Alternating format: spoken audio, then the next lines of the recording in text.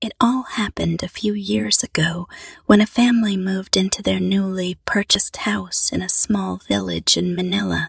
The house was beautiful but empty, and it seemed like the perfect place to start their new life. However, things began to get strange on their first night in the house. The family's young daughter began complaining about seeing a shadowy figure in her room every single night.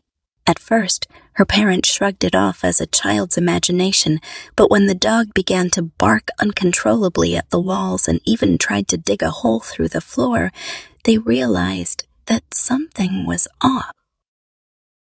One night, the parents heard strange scratching sounds coming from behind their bedroom wall.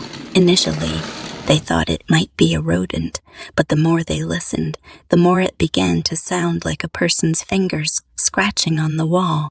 Terrified, they decided to consult a paranormal expert. The expert visited the house and confirmed the family's fears. Their home was haunted by the ghosts of two people who had died in the house years ago.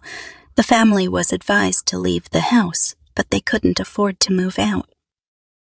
Days turned into weeks, and the paranormal activities intensified, with doors opening and closing on their own and strange noises coming from the basement.